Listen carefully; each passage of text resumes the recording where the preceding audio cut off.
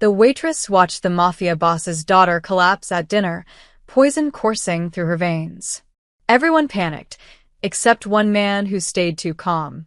So she stole $2 million from his vault, crossed state lines, and made a deal with his enemies. What she didn't know, saving that little girl would make her the most dangerous woman in his empire. The crystal chandelier above the Russo family dining table cast dancing shadows across 12 place settings of bone china that would never be used. Don Vittorio Russo didn't believe in wasted space, only wasted opportunities.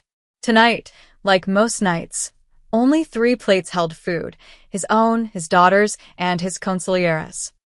Ana Morales moved silently between the kitchen and dining room, her worn shoes making no sound on the marble floor. She'd perfected the art of invisibility over 18 months of working in this mansion. In a house where men spoke in whispers and threats, being forgotten was survival. "Daddy, can I have more pasta?" 8-year-old Isabella's voice was the only pure thing in the Russo estate. Her dark curls bounced as she smiled up at her father, tomato sauce dotting her chin. Vittorio's hard expression softened, the only crack in his armor. "Anything for you, Principessa," he gestured to Anna, without looking at her. "More for Isabella." "Right away, sir." Anna reached for the serving dish, but something made her pause. A smell. Faint. Bitter almonds, mixed with something metallic. Her grandmother had been a healer in Honduras before immigrating, and she taught Anna one crucial lesson: trust your nose before your eyes. The sauce looked perfect. Rich, red, homemade by the estate's chef. But that smell. "Actually, Mr. Russo, may I bring fresh pasta from the kitchen? This batch is getting cold." Marco Bianchi, the consigliere, looked up sharply. His fork stopped midway to his mouth. For just a second, something flashed in his eyes. Fear? Anger? It vanished so quickly Anna almost thought she'd imagined it. "The girl barely touched her food, and you're worried about temperature?" Marco's laugh was smooth as silk. "You're too devoted, Anna. Sit down, Isabella. Finish what you have." But Anna had already lifted the serving dish. "It'll only take a moment." Isabella said she wants more pasta. Vittorio's voice cut through the room like a blade. "Marco, when did you start telling my daughter what to do?" The temperature in the room dropped 10 degrees. Marco's smile tightened. "Of course, Don Russo. I apologize." Anna hurried to the kitchen, her heart hammering.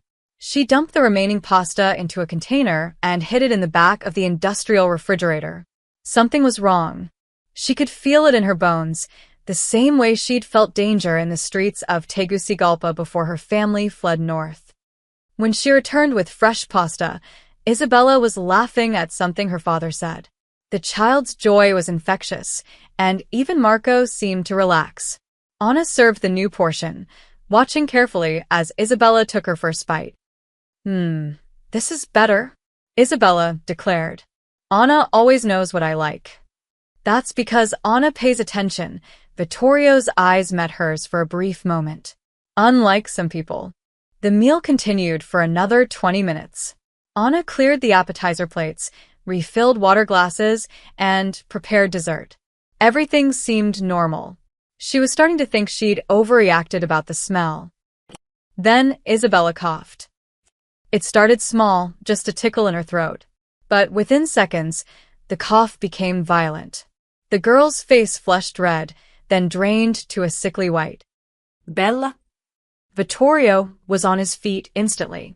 "Bella, what's wrong?" Isabella tried to speak, but only a wheeze emerged. Her small hands clutched at her throat. Her eyes, wide with terror, found her father's face. "Call Dr. Chen. Now." Vittorio scooped his daughter into his arms as she convulsed. "Marco, get the car." But Anna saw what the others missed. While Vittorio cradled his choking daughter, while guards rushed in from their posts, while chaos erupted through the mansion, Marco Bianchi stood perfectly still. His face showed concern, yes. His mouth formed the right words of shock and worry. But his eyes were watching Vittorio, studying him, measuring his reaction like a scientist observing an experiment. And in that crystalline moment of clarity, Anna knew Marco had been expecting this. The next 3 hours blurred together in a nightmare of medical equipment, stern-faced doctors, and Vittorio's barely controlled rage. Dr. Chen arrived within 15 minutes, his emergency bag already open before he reached Isabella's bedroom. 2 more specialists appeared within the hour, summoned by a single phone call from the most powerful man in the Southern Territories. Anna stayed in the shadows, cleaning up abandoned coffee cups and dinner plates that no one remembered leaving behind. She watched. She listened.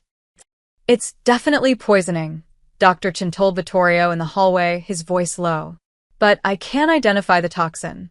It's not arsenic, not cyanide, not any of the common compounds. Her symptoms are unusual.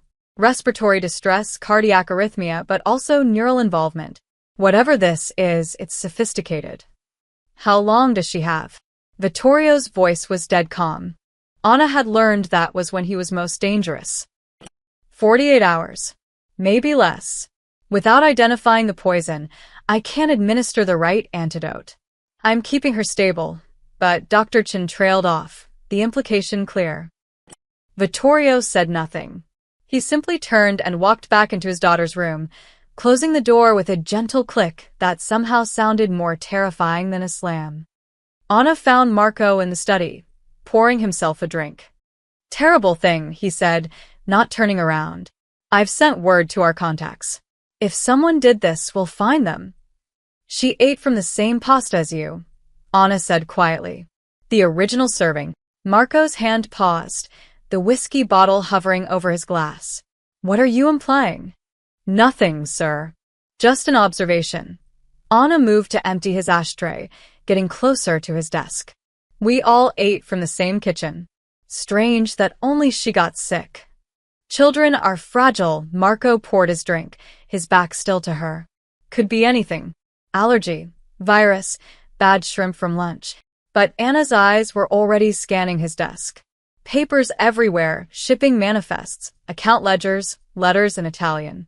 Then she saw it, a corner of notebook paper sticking out from under a leather portfolio. Chemical formulas. She recognized some from her grandmother's old medical books, compounds, dosages, mixing instructions. And a name, Moranti Chemical Supply, Phoenix, Arizona. The Morantis. The rival cartel that had been trying to muscle into Russo territory for 5 years. The family that Vittorio had sworn to destroy. Anna's blood ran cold. "You should get some rest," Marco said, finally turning around. His eyes locked onto hers, and Anna saw the calculation there. He was wondering what she'd seen, how much she'd guessed. "It's going to be a long night. The Don will want fresh coffee every hour, I imagine." "Yes, sir." Anna bowed her head and left, but her mind was racing. The poison came from inside the house. Marco had access to Isabella's food. He had connections to the Morantis, probably secret deals that would make him rich and powerful when Vittorio fell apart over his daughter's death. A grief-stricken Don was a vulnerable Don. The families would see weakness. They'd move in like sharks. And Marco would be there to pick up the pieces. But Anna had no proof. Just a smell she couldn't explain, a look she might have misread, and a piece of paper covered in chemicals. If she went to Vittorio with suspicions, he'd never believe her. She was just a maid. Marco was his oldest friend, his trusted advisor, the man who'd stood beside him for 15 years. Upstairs, she could hear Isabella crying out in her medicated sleep. The sound carved into Anna's heart. The child had been kind to her from day one, treating her like a person instead of furniture. Isabella asked about Anna's family, her hobbies, her favorite books. She drew pictures for Anna and hid them in her apron pockets, little gifts that made the long days bearable. Anna stopped outside Vittorio's private office and stared at the door. Behind it was the vault. She'd cleaned this room 100 times, had memorized every detail including the electronic keypad that Vittorio thought no one noticed him using. 0-4-1-3. April 13th, Isabella's birthday. Inside that vault was money. Lots of it. Enough to buy anything. maybe even a little girl's life. Anna pulled out her phone and Googled Moranti Chemical Supply Phoenix. The website was professional, clean, a front, obviously. But there was a contact number, an address, business hours. She looked at the time. 11:47 p.m. In Isabella's room, another cry of pain echoed through the walls. Anna made her decision. She would steal from the devil himself to save an angel. And whatever happened next, execution, torture, exile, would be worth it. If she was right about Marco, she was the only chance Isabella had. If she was wrong, she'd be dead by morning anyway. At 2:17 a.m., the Russo mansion finally fell silent. The doctors had sedated Isabella after her third seizure. Vittorio remained at her bedside, his hand wrapped around her small fingers. The guards had retreated to their posts, exhausted from hours of high alert. Anna waited in the servants' quarters until Maria, the head housekeeper, started snoring. Then she slipped out, barefoot, wearing black leggings and a dark sweater. Her maid's uniform lay folded on her bed. She might never wear it again. The office door was unlocked. Vittorio never locked internal doors. He didn't fear anyone inside his own walls. That arrogance would cost him 2 million euros tonight. Anna's hands trembled as she approached the vault, hidden behind a false panel in the bookshelf. She pressed the books in sequence: The Prince, Art of War, The Godfather, and the panels slid open with a whisper of machinery. The keypad glowed blue in the darkness. 0-4-1-3. She held her breath and pressed the numbers. A soft beep. The heavy door clicked open. Inside, stacks of currency-filled metal shelves. Euros, dollars, pounds, organized by denomination and bundled with paper bands. Anna grabbed a leather briefcase from the corner and began filling it with euro notes. She took only hundreds and 500s, nothing that would be immediately missed from a quick visual check. 2 million. That's what the dark web forums said a custom antidote formula cost from black market chemists. She'd spent the last hour researching on her phone, her broken screen device connecting her to an underworld she'd hoped never to enter again. The briefcase filled quickly. She was zipping it closed when footsteps echoed in the hallway. Anna froze, her heart stopping. The steps were slow, deliberate. They paused outside the office door. She couldn't close the vault. The mechanism was too loud. Couldn't hide. There was nowhere to go. She pressed herself against the wall behind the open vault door and waited.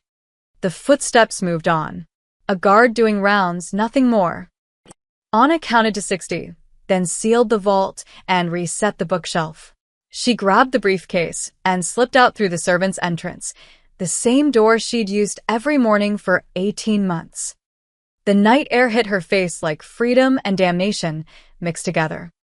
By 4 a.m., Anna was on a Greyhound bus heading to Phoenix, Arizona. She'd paid cash for the ticket at a 24-hour station downtown, giving a fake name to the board clerk. The briefcase sat in her lap, too valuable to trust to the overhead compartment. She'd stopped at an all-night pharmacy and bought cheap makeup, reading glasses, and hair dye. In the cramped bus bathroom, she transformed herself. Brown hair became black. Contacts changed her eye color from hazel to dark brown. The glasses made her look older, professional. By dawn, Anna Morales, the maid, had disappeared. In her place sat Carmen Russo, courier for the Dawn. The name had come to her in a flash of desperate inspiration. Russo was common enough in Italian circles. Carmen was her confirmation name, one she hadn't used in years. Together, they sounded legitimate. A distant cousin, perhaps, or a trusted associate's daughter. The bus ride took 11 hours. Anna didn't sleep. She rehearsed her story, refined her accent, studied everything she could find about the Morani organization on her phone. They ran legitimate chemical supply companies as fronts, with 3 locations across Arizona. But their real business was synthesizing designer drugs and custom toxins for the highest bidder. Marco must have paid them to create something untraceable. Something that would look like natural causes after a few days, a tragic heart condition perhaps, or an undiagnosed allergy. The autopsy would show anomalies, but by then, Vittorio would be broken, his empire in chaos. Phoenix sprawled before her like a sun-bleached nightmare when the bus finally arrived. It was 3 p.m., the heat radiating off asphalt in visible waves. Anna had never felt temperatures like this. It was like stepping into an oven. She found a motel that didn't ask questions, showered, and changed into the only professional clothes she owned, a gray pantsuit she'd bought for her citizenship interview 3 years ago. With her new hair and glasses, she looked like someone who belonged in a boardroom. The Morandi Chemical Supply office was in a nondescript industrial park near the airport. The building was white concrete and tinted windows, with a parking lot full of luxury cars that no legitimate chemical supply company could afford. Anna walked in at 4:30 p.m., briefcase in hand, chin high despite her terror. The receptionist looked up, bored. "Help you?" "I'm here to see Mr. Morandi. Carmen Russo, representing Don Vittorio Russo of the Southern Territories. He's expecting me." The lies flowed smoothly, powered by desperation. The boredom vanished from the receptionist's face, replaced by nervous attention. Let me check. Please wait." Anna stood in the lobby, counting her heartbeats. This was it, the moment her bluff either worked or got her killed. The Morantis knew who Vittorio Russo was. Everyone in their world knew. The question was whether they'd believe he'd send a woman, and whether they'd risk offending him by refusing to see her. 5 minutes later, a man in an expensive suit emerged. "Ms. Russo?" "I'm Vincent Morante." "This is unexpected. Your cousin didn't mention sending an associate." "My cousin doesn't announce his business strategies to rivals," Anna said coolly, channeling every gangster movie she'd ever seen. "Are we doing this here? Or do you have an office?" Vincent's jaw tightened, but he gestured toward a hallway. "Follow me." The office was all leather and dark wood, designed to intimidate. Vincent sat behind his desk, another man, broader, scarred, standing behind him. Muscle. "So, what does Don Russo want?"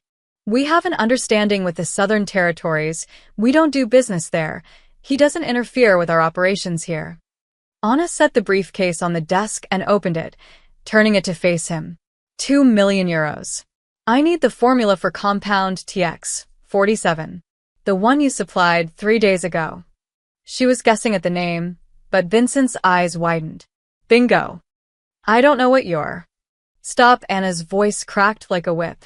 "Marco Bianchi ordered a custom toxin. You delivered. Now the Don knows about it, and he wants the antidote formula. You can cooperate, or you can explain to him personally why you helped poison his daughter." The color drained from Vincent's face. "His daughter? We were told it was for a rival boss, a preemptive strike." Marco said. "Marco lied to you," Anna leaned forward. "And now you're accessories to the attempted murder of an 8-year-old child. How do you think that plays out?" The muscle behind Vincent shifted uncomfortably. Even criminals had lines. "We didn't know," Vincent said quickly. "Marco said it was for a coup, clean and quick. A boss, not a kid." Jesus Christ, he ran his hands through his hair. "If Russo thinks we deliberately. Give me the formula, and he never has to know you were involved. You were just suppliers." Marco acted alone. "But refuse me." Anna let the threat hang in the air. "You refuse me. You refuse Don Russo. And you know what happens when he's insulted." Vincent looked at his associate, then back at Anna. The calculation was clear in his eyes. 2 million euros and their lives, or pride and certain death. "We'll need 24 hours too." "You have 2. The child is dying." After a tense silence, Vincent nodded. "Wait here." He left the office. Anna sat perfectly still, though her legs were shaking under the desk. The muscle watched her with cold eyes, his hand never far from his jacket. 30 minutes later, Vincent returned with a folder. The synthesis notes, dosage calculations, and antidote formula. Everything Marco bought from us. Anna took the folder without looking at it. "Your business with the Russo family is concluded. Forget this meeting happened." She walked out with the briefcase still full of money and the folder clutched to her chest. not daring to believe it had worked until she was 3 blocks away. But she didn't see Vincent's associate make a phone call as she left. Didn't hear him say, "Russo's Maid just bought the poison formula." Yeah, the Maid. Something's wrong, call the other families. This could be our opening. Anna made it back to the mansion in record time, a red-eye flight using her real passport, a decision born of desperation rather than logic. She clutched the folder inside her jacket, the formulas that could save Isabella pressed against her racing heart. The briefcase full of money sat at her feet. She hadn't spent a single euro. Dawn was breaking over the Russo estate when the taxi dropped her at the service entrance. The house looked different somehow, sharper, more alert. Every window seemed to watch her approach. She paid the driver and stepped onto the gravel driveway. Her feet had barely touched the ground when they appeared. 6 men, armed, emerging from the shadows like wolves. Tony Gallo, head of security, led them. His face was stone. "Ana Morales, you're coming with us. I need to see the Don." "You'll see him all right." Tony grabbed her arm, his grip bruising. "After you explain why his vault is 2 million euros light." Anna's stomach dropped. They'd discovered it already. Of course they had. Vittorio was meticulous about his money. He probably inventoried the vault daily. "I can explain, I have." She reached for the folder, but another guard seized her other arm. The briefcase fell, popping open. Stacks of euros spilled across the driveway. "Well, look at that," Tony said, his voice dripping with disgust. "Didn't even spend it yet. What was the plan, Anna? Wait for the kid to die and slip away in the chaos." No. "I went to Phoenix, too." "Shut up." Tony dragged her toward the house. The other guards formed a tight circle around her, weapons drawn. They weren't taking chances. Inside, the mansion buzzed with barely controlled fury. Staff members pressed against walls as Anna was marched through, their faces mixing pity and judgment. Maria, the head housekeeper, crossed herself and looked away. They threw Anna into the wine cellar, a converted holding cell that had seen more than its share of traitors. The heavy door slammed shut, leaving her in darkness broken only by a single bulb swinging from the ceiling. Hours passed. Or maybe minutes. Time lost meaning in the underground silence. Anna clutched the folder, smoothing its edges, praying she'd get a chance to explain before they put a bullet in her head. Upstairs, she later learned, Marco Bianchi was delivering his performance of a lifetime. 2 million euros, Vittorio. Your own Maid. Marco paced the Don's office, his face flushed with calculated outrage. While your daughter fights for her life, this woman steals from you. Probably been planning it for months. Vittorio stood at the window, his back to the room. He hadn't moved in 10 minutes. Hadn't spoken. Isabella's labored breathing echoed through the baby monitor on his desk, each wheezing gasp a countdown to the unthinkable. She flew to Phoenix, Marco continued, checking his phone with practiced casualness. My contact saw her meeting with the Morantes. The Morantes, Vittorio. Your enemies. That got a reaction. Vittorio turned, his face a mask of cold rage. She met with them. For 2 hours. Private office, closed doors. Then she flew back here with your money. Probably thought she could return it before anyone noticed. Marco shook his head. This is what happens when you get soft, when you let outsiders get close. She saw an opportunity and took it. The Morantes, Vittorio's voice was barely a whisper. While my daughter dies, my maid does business with a family trying to take my territory. It's the ultimate betrayal. Marco moved closer, lowering his voice. Let me handle this. You stay with Isabella. I'll make the maid talk, find out what she told them, what she sold. Then we end this quietly. But Vittorio raised a hand. No. Lock her up until morning. When my daughter is gone, his voice cracked, the only emotion he'd shown. When Isabella is gone, I'll deal with the traitor myself. Marco hid his smile. Perfect. By morning, the child would be dead, Vittorio would be destroyed, and Anna, the only person who suspected the truth, would be executed for treason. He'd orchestrated it beautifully. As you wish, Don Russo. Marco bowed his head in false reverence. I'll make sure she's secure. In the wine cellar, Anna heard footsteps approaching. The door opened, and Luca Romano stepped in, a young guard she'd known since he'd started working at the estate 6 months ago. Unlike the others, his face showed conflict rather than contempt. I'm supposed to check you for weapons, he said quietly.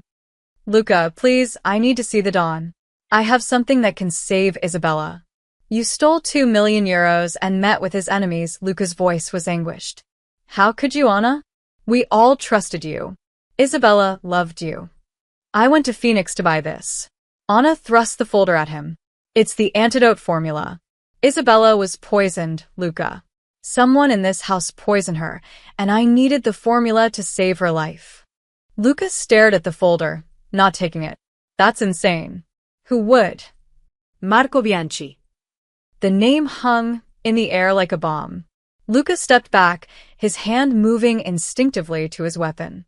You're accusing the consigliere? Anna, they're going to execute you at dawn. Don't make it worse with crazy conspiracy theories. Look at the folder. It's from Moranti Chemical Supply. They created the poison. Marco ordered it 3 days ago. I saw the paperwork in his study. He's working with the Morantis to destroy the Dawn. Then why would you steal money and go to them? If you had proof, you should have. Vittoria would never believe me. Anna's voice broke. I'm nobody. A maid from Honduras who cleans toilets and serves pasta. Marco is his oldest friend. I needed the antidote to prove I was right, to save Isabella before it was too late. Luca looked at the folder, then at Anna. She could see him wrestling with it, trained loyalty versus human doubt. Please, Anna whispered. If I'm lying, Isabella dies anyway, and you can execute me with a clear conscience. But if I'm right and you do nothing, an innocent child dies because we were all too afraid to question Marco Bianchi. The silence stretched between them. Upstairs, through the floorboards, they could hear raised voices. Dr. Chen shouting orders.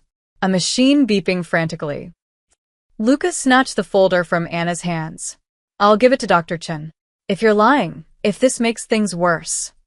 It won't. I swear on my life. Your life's already forfeit, but Luca's eyes were softer now, less certain. The Dawn ordered your execution at dawn. Said you'll answer for this when his daughter is gone. Then we have until dawn. Anna grabbed the bars of her cell. Tell Dr. Chen the poison is a custom synthetic compound, TX 47. The antidote synthesis is on page 4. The dosage calculations are based on Isabella's weight. I made sure they. How do you know her weight? I helped the nurse measure her last month for new school uniforms. Anna's voice was fierce now, urgent. I know everything about that little girl, Luca. I know she's allergic to strawberries, that she can't sleep without her rabbit nightlight, that she wants to be a veterinarian when she grows up. I didn't steal from her father to betray her. I stole to save her life. Luca looked at her for a long moment, then nodded once. If you're wrong, God help you. If I'm wrong, God help us all. He left, taking the folder with him. The door locked behind him with a final sounding click. Anna slid down the wall and sat on the cold concrete floor, her hands shaking now that the adrenaline was fading. She'd done everything she could. The rest was up to fate, science, and whether one conflicted guard would risk his career on the word of a desperate maid. Through the ceiling, Isabella's monitor crackled with another weak, rattling breath. Anna closed her eyes and prayed in Spanish, the words her grandmother had taught her, begging God for a miracle she wasn't sure she deserved. Outside her cell, the eastern sky began to lighten. Dawn was coming. The first rays of sunlight cut through the wine cellar's small window like divine judgment. Anna hadn't slept. Every sound from above, footsteps, voices, the mechanical hum of medical equipment, sent her heart racing with hope or dread. At 6:47 a.m., the door burst open. Tony Gallo stood there, his face unreadable. Behind him, 2 more guards. On your feet. The Dawn wants you upstairs. Anna's legs nearly gave out as she stood. This was it. Isabella must have died during the night, and now Vittoria would extract his revenge personally. She'd failed. The formula had been wrong, or too late, or... Move, Tony grabbed her arm, pulling her up the stairs. The mansion was eerily quiet. Staff members lined the hallways, their faces solemn. Some cried. Others stared at Anna with undisguised hatred. Maria spat at her feet as she passed. They led her past Isabella's room. The door was closed, but Anna could hear voices inside. Urgent, but not panicked. Not grieving. Something else. Tony pushed her into Vittorio's study and forced her into a chair. The Don sat behind his massive desk, his face haggard. He looked like he'd aged a decade overnight. Marco stood beside him, one hand on Vittorio's shoulder in a gesture of support that made Anna's skin crawl. "Do you have anything to say before sentence is carried out?" Vittorio's voice was empty, hollowed out by grief. Ana liftet her Çin. Did Dr. Chin receive the formula? Did he give Isabella the antidote? Marco's hand tightened on Vittorio's shoulder. Unbelievable. Even now, she maintains this fiction about. I asked the Don, not you. Anna's eyes never left Vittorio's face. Your daughter was poisoned with a synthetic compound called TX-47. I went to Phoenix to buy the antidote formula from the Moranis because someone in this house, someone you trust, paid them to create the poison. I stole your money to save your daughter's life. If that makes me a traitor, then kill me. But tell me first, did Dr. Chin use the formula? Vittorio stared at her, his expression unreadable. The silence stretched so long that Anna thought he wouldn't answer. Then, he did. Anna's heart leaped. And nothing. You brought chemical formulas from our enemies and convinced a guard to give them to my daughter's doctor. He administered some experimental compound at 3 a.m. based on the word of a thief. Vittorio stood, his movements slow and deliberate. You could have killed her faster.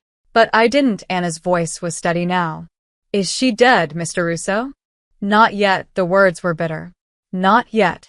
Then there's still hope. Hope. Marco laughed, the sound sharp.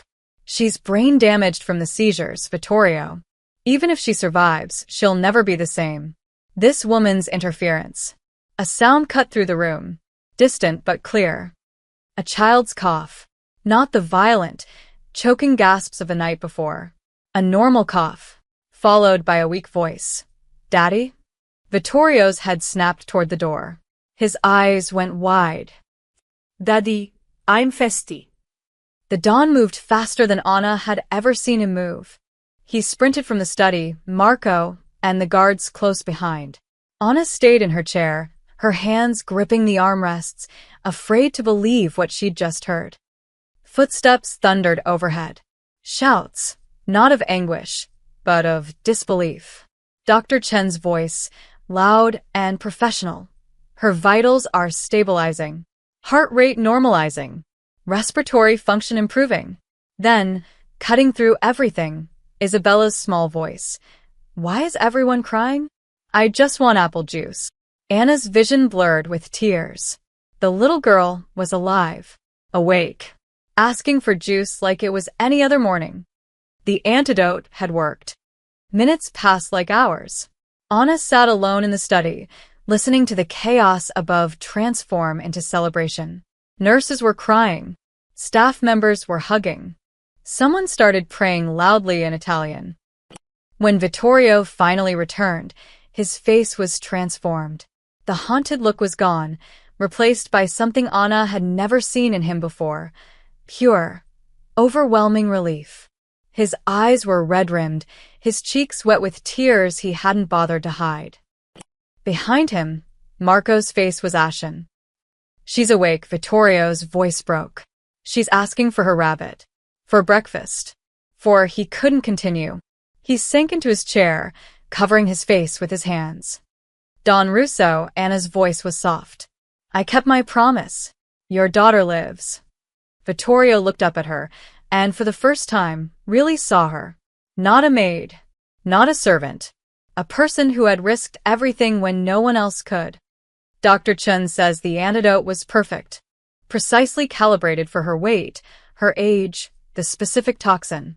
He says Vittorio's voice hardened. He says whoever created this formula knew exactly what poison was used, that it would be impossible to create an antidote without detailed knowledge of the original compound. Marcos shifted uncomfortably. Well, obviously the Morantes knew everything. Anna stood, her fear replaced by righteous anger. They knew because they created both the poison and the antidote. They knew because someone ordered TX-47 from them 3 days before Isabella collapsed. Someone with access to her food. Someone who wanted this family destroyed. These are serious accusations, Marco said, his voice smooth but his eyes dangerous. Made by a woman who stole 2 million euros and conspired with our enemies. Vittorio, you can't possibly. Where's the money, Anna? Vittorio interrupted. In the briefcase on your driveway. I didn't spend any of it. I only needed the formula. The Morantes gave it to me when I told them you knew about their involvement in poisoning your daughter. They panicked, blamed Marco Bianchi for lying to them about the target.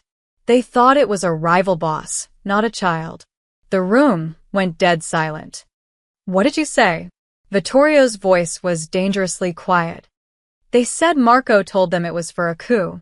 A quick, clean kill of a rival.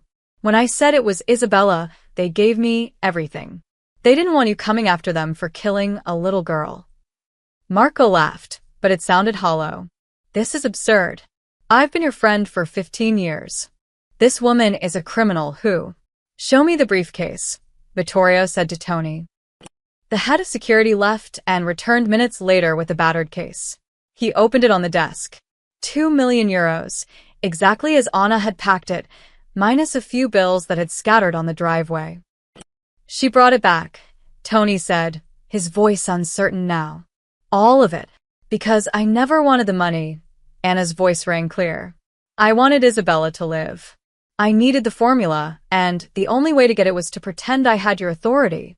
The Morantes believed me because I had your vault codes, your money. They thought I was your courier. Vittorio turned to Marco slowly. You were with me when I set those codes. You're the only other person who knows Isabella's birthday is 0-4-1-3". Vittorio, you're exhausted. You're not thinking clearly. How did Anna know to go to Phoenix? Vittorio continued, his voice growing colder. How did she know which company to contact?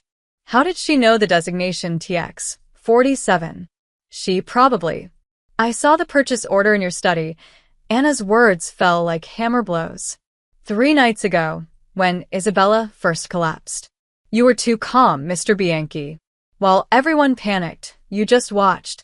So I searched your desk and found chemical formulas, supply chain documents, and shipment confirmations from Moranti Chemical Supply.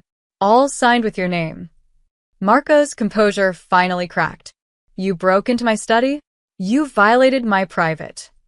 Did you order TX-47 from the Morantes? Vittorio stood, his full height and presence filling the room. Of course not. This is a setup, can't you see? She's working with them, probably has been for months. They're trying to destroy us from within, and you're falling for her. Then you won't mind if I call Vincent Moranti right now and ask him. Vittorio pulled out his phone. For just a second, barely a heartbeat, Marco's mask slipped entirely. Anna saw the calculation in his eyes, the trapped animal panic, the rage of a plan unraveling. Then he lunged for the door. Tony caught him before he'd taken 3 steps, slamming him against the wall with enough force to crack the plaster. 2 other guards had their weapons drawn instantly. Close the doors, Vittorio said softly. No one leaves until I'm done cleaning house. Marco struggled against Tony's grip, his polished facade completely shattered. Vittorio, please let me explain. Explain what? How you tried to murder my daughter. How you betrayed 15 years of friendship. The Don's voice was colder than Anna had ever heard it. How you thought I'd fall apart and let you pick up the pieces. It wasn't supposed to be this way. You've gotten weak, Vittorio. The families see it. Someday, someone was going to move against you and I... So you decided to be that someone. Vittorio nodded slowly. Take him to the basement. I'll deal with him when I'm ready. As the guards dragged Marco away, his eyes found Anna's. The hatred there was pure and absolute. You stupid girl, he hissed. You have no idea what you've done. No idea what's coming.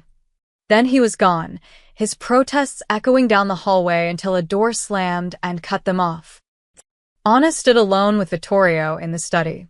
The morning sun streamed through the windows, illuminating dust motes that danced like tiny stars. You saved my daughter's life, Vittorio said finally. You risked everything, your freedom, your life, for a child who wasn't yours. She deserves a future, Mr. Russo. Every child does. Vittorio studied her for a long moment. My men tell me the staff is calling you. The thief who saved the Don's blood, they're split. Half want you executed for the vault, half want you honored for saving Isabella. And what do you want, sir? The Don walked to his window, looking out over his estate. I want to know why. Why would a maid risk everything? You could have run with the money, could have disappeared. Why come back? Anna thought of her grandmother, of Sunday masses in Tegucigalpa, of her mother teaching her that some things mattered more than survival. Because Isabella calls me by my name, she said simply. In this house full of men who see me as furniture, she sees me as a person. That's worth dying for. Vittorio turned, and Anna saw tears on his face again. Go to her, he said. She's been asking for you. Anna found Isabella propped up against pillows, her face pale but alive with that spark of childhood resilience that could weather any storm. The girl's eyes lit up when Anna entered. Anna.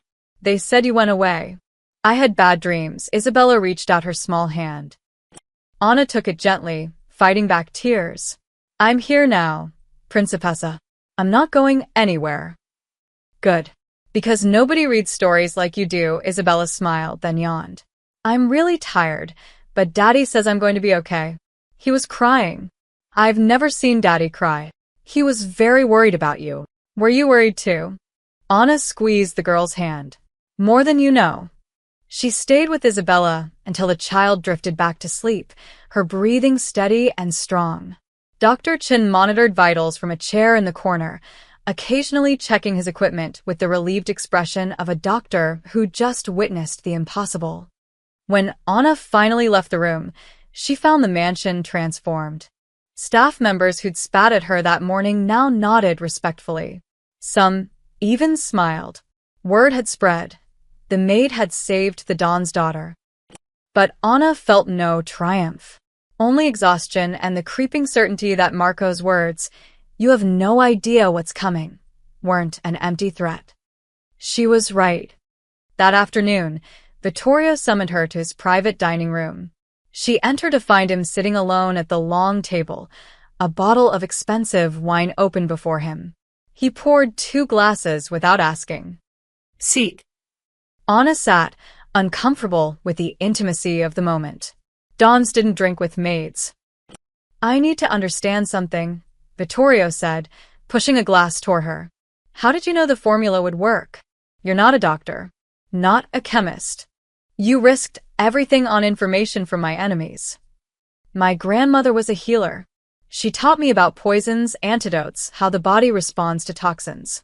When I saw Isabella's symptoms, the specific progression, the respiratory failure combined with cardiac issues, I recognized the pattern. It matched old formulas in my grandmother's journals, but more sophisticated, modern. And you remembered all that. I remember everything about survival, Mr. Russo. When you grow up poor in Honduras, you learn which plants heal and which ones kill. You learn to read people, to spot danger, to trust your instincts. Anna met his eyes. My instincts said Marco was wrong. And, in this house, being wrong about something like that gets you killed. Vittorio nodded slowly. You read him better than I did. 15 years, and I never saw it. You weren't supposed to. He's been planning this for a long time. Tell me what you know. Anna laid out everything, the chemical formulas in Marco's study, the shipping manifests from Morandi Chemical Supply, the way Marco had watched Vittorio's reaction instead of Isabella's suffering. Vittorio listened without interrupting, his face growing darker with each revelation. He mentioned details. Anna finished. When I confronted him in the study this morning, before he ran, he knew about the seizures, the specific cardiac symptoms. No one told him those details. We were all kept out. Only Dr. Chun, and you were in that room. But Marco asked for updates. Vittorio said slowly. I told him. Christ. I told him everything. How she was failing, what the symptoms were. And he already knew because he designed them. Vittorio's hand tightened around his wine glass. I need to hear it from him. I need him to admit what he did. He won't. Men like Marco never confess. They justify. They'll tell you why you deserved it, why it was necessary, why they had no choice, and his voice was hard. But there's another way to get the truth. How? Make him think he's already won.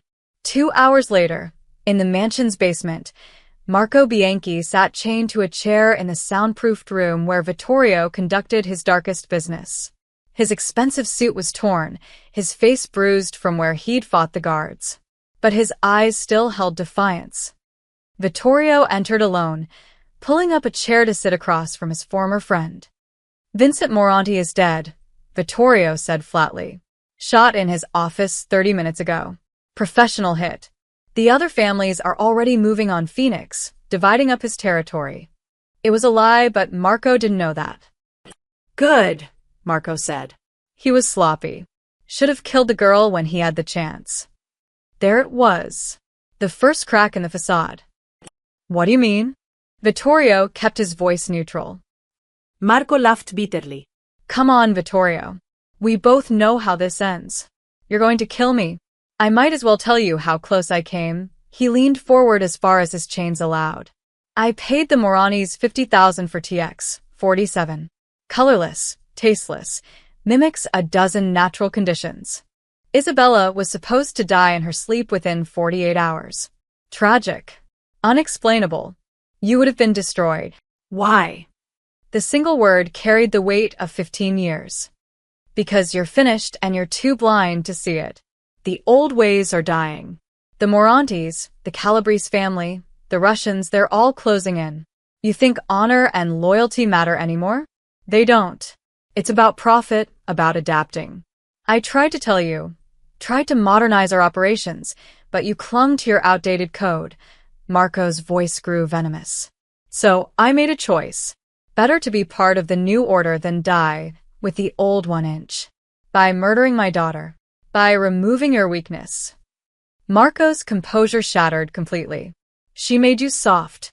Every decision filtered through what's best for Isabella. You turned down the Calabrese partnership because it meant more time away from her. You refused the weapons deal because you didn't want that in her world. She was holding you back. She's 8 years old. She's a liability. And when she was gone, you would have been vulnerable. Broken. The families would have moved in, and I was positioned to broker the transition. A peaceful transfer of power, new alliances, real profit. Instead, you're damned Maid. Marco's face twisted with rage. Ruins everything. How? How did a cleaning woman outsmart my entire plan? Because she saw what I couldn't. Vittorio stood, his voice cold as winter.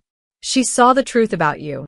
Behind the two-way mirror, Anna watched with Tony and 3 other guards. Dr. Chen stood beside her, recording everything on his phone at Vittorio's request. He actually admitted it, Dr. Chen whispered, horrified. 15 years of friendship, and he poisoned a child. He never saw her as a child, Anna said quietly. Just an obstacle. On the other side of the glass, Marco was still talking, the words pouring out now in a toxic flood of justification and rage. I had it all planned. The Morantis would take Phoenix, I'd take your territories, and we'd split the profits. A new era, Vittorio. But you were so busy playing the devoted father, he spat the words like curses, that you couldn't see the empire crumbling around you. My empire is stronger than ever, Vittorio said softly, because it's built on something you never understood. What? Love. Marco laughed. Love doesn't pay soldiers. Doesn't move product. Doesn't. Loyalty, Vittorio's voice cut through the rant. Real loyalty. The kind that makes a maid risk her life for a child who isn't hers. The kind that makes men follow you into hell because they know you'd do the same for them. You never had that, Marco. You only had fear. And that's why you lost. Marco's laughter died. For the first time, real fear flickered across his face. What are you going to do? Vittorio walked to the door, then paused. Vincent Moranti isn't dead. Elite. But by tomorrow morning, every family in the South will hear this recording. They'll know you plan to betray your Don, to poison a child, to broker their territories like real estate. Vittorio, wait. They'll know you're a traitor. And in our world, Marco, there's no worse death than being marked by your own kind. Vittorio, open the door. I'm not going to kill you. I'm going to let everyone else do it for me. No. Vittorio, please. We can work this out. I can still be useful. But the Don was already gone, leaving Marco alone with his confession and his rapidly approaching fate. In the observation room, Anna turned away from the mirror. She'd heard enough. What'll happen to him? She asked Tony. The security chief's face was grim. The Don will release him at the edge of Moranti territory, with a recording on every burner phone in the criminal network. The Morantis will find him first, probably. After that, he shrugged. Nature takes its course. That's not murder. That's justice. Tony looked at her with new respect. You saved the Don's daughter and exposed a traitor. In this world, that makes you family. Anna thought about that word. Family. She'd lost hers years ago. Her mother to cancer, her father to violence, her grandmother to old age. She'd been alone for so long, surviving on the edges of other people's lives. Now a child upstairs called her by name. A Don had trusted her with the truth. And dangerous men looked at her with respect instead of dismissal. She wasn't sure if that made her lucky or damned. Probably both. Marco Bianchi disappeared on a Tuesday morning. Vittorio's men drove him to the outskirts of Phoenix and left him at a gas station with nothing but the clothes on his back and a working knowledge of what was coming. The recording of his confession had already been sent to every major player in the Southwestern Territories, time-stamped, authenticated, impossible to deny. By noon, Marco's face was on every criminal network from Los Angeles to Miami. Not as a target for execution, but as something worse, a warning. A cautionary tale about what happened to men who betrayed the old codes. Anna watched from the mansion as Vittorio orchestrated Marco's destruction with surgical precision. He made no grand speeches, issued no dramatic threats. He simply let the truth work its way through the underworld like poison through veins. Why not just kill him? Anna asked one evening as Vittorio reviewed financial documents in his study. 3 days had passed since Marco's release, and already the reports were coming in. Death is quick, Vittorio said without looking up. Marco took something precious from me, my peace of mind, my trust, nearly my daughter. He doesn't deserve quick. What's happening to him out there? Vittorio finally looked at her, his eyes cold. The Morantis put a price on his head for involving them in poisoning a child. The Calabrese family blacklisted him for plotting to sell their territories. His bank accounts are frozen. I made some calls to people who owe me favors. His safe houses have been compromised. His contacts won't answer his calls. So he's just running. He's dying slowly. Vittorio's voice carried no satisfaction, only statement of fact. Every door that once opened for him is now closed. Every friend has become an enemy. By the end of the month, he'll be nobody. Just another desperate man with nothing left to lose. And that's when someone will find him. Anna felt a chill. This was the world she'd stepped into, where justice wasn't swift or merciful, but inevitable and cruel. The authorities, she asked, already received anonymous tips about Marco's involvement in several unsolved cases. Tax evasion, money laundering, conspiracy to commit murder. Vittorio smiled without humor. If the families don't get him first, the FBI will. Either way, he's finished.